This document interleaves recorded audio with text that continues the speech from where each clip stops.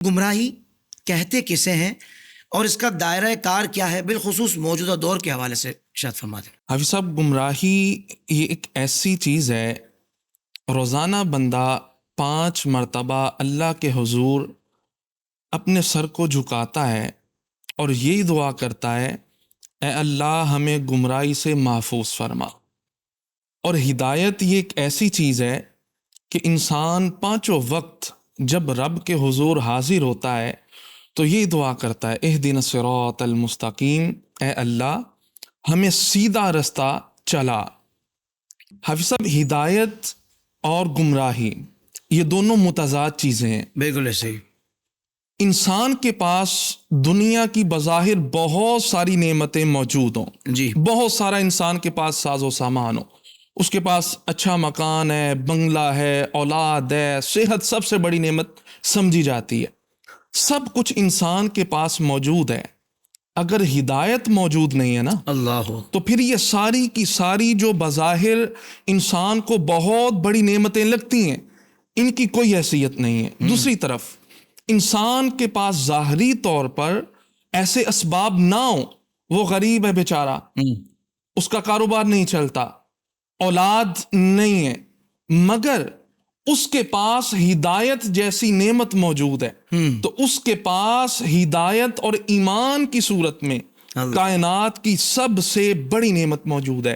اگر ہم دیکھیں نا، ابو جہل کفار مکہ، ابو لہب بہت بڑے سردار تھے، اور عتبہ اور شیبہ دیگر، ان کے پاس بڑی بڑی بظاہر دنیا کی نعمتیں موجود تھیں، مگر ہدایت کی نعمت سے محروم تھے۔ بالکل ایسے اور کہاں جناب بلال رضی اللہ تعالی عنہ، کہاں حضرت صہیب رضی اللہ تعالی مثال دی آپ نے، واہ عنہ، بظاہر اتنا مال و دولت نہیں ہے، مگر آقا علیہ الصلوۃ والسلام کے قدموں کی برکت سے، آپ کی صحبت کی برکت سے رہتی دنیا تک اللہ تبارک و تعالیٰ نے ان کے نام کو زندہ رکھا ہے۔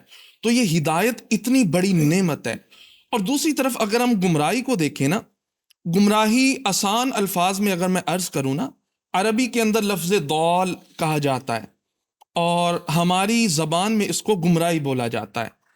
لفظ گمراہ، اس کا معنی کیا ہے؟ گمراہ کا مطلب ہوتا ہے بھٹکا ہوا ہونا، راستے سے ہٹا ہوا ہونا، دین سے پھرا ہوا ہونا، یہ تھا گمراہ۔ آگے گمراہی، گمراہی کس کو بولتے ہیں؟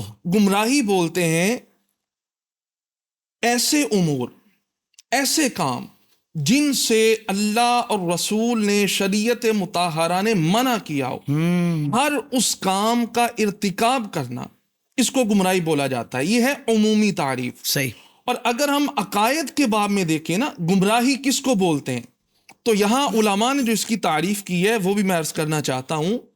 ضروریات مذہب اہل سنت میں سے کسی ایک بھی امر کا انکار کرنا، اس کو گمراہی بولا جاتا ہے۔ ضروریات مذہب اہل سنت کیا ہوتی ہیں؟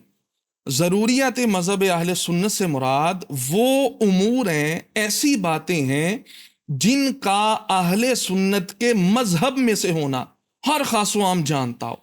اچھا، میں اس کی چند مثالیں دیتا ہوں، جیسے عذاب قبر ہے۔ اب جو بندہ اس کا انکار کرتا ہے وہ گمراہ ہے۔ یہ جو عقائد کے باب میں گمراہی کی تعریف کی جاتی ہے نا، اس کے اندر یہ آتا ہے۔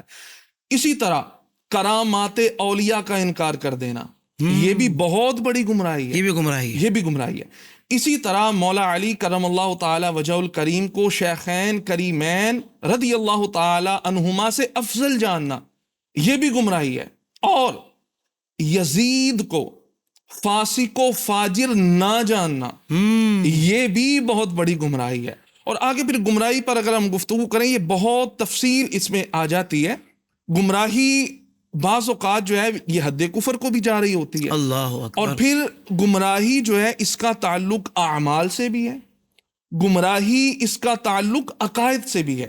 مگر توجہ طلب بات یہ ہے کہ گمراہی اعمال میں ہو جی چھٹکارا مل سکتا ہے، مگر گمراہی اگر عقائد میں حافظ صاحب آ جائے نا، خدا نہ خواستہ، پھر چھٹکارا نہیں۔ یہ بہت امپورٹنٹ پوائنٹ ہے۔ جی ہاں، اعمال کی بھی گمراہی ہوتی ہے اور عقائد کی بھی گمراہی ہوتی ہے، مگر عقائد کی جو گمراہی ہے کسی صورت بھی قابل قبول نہیں۔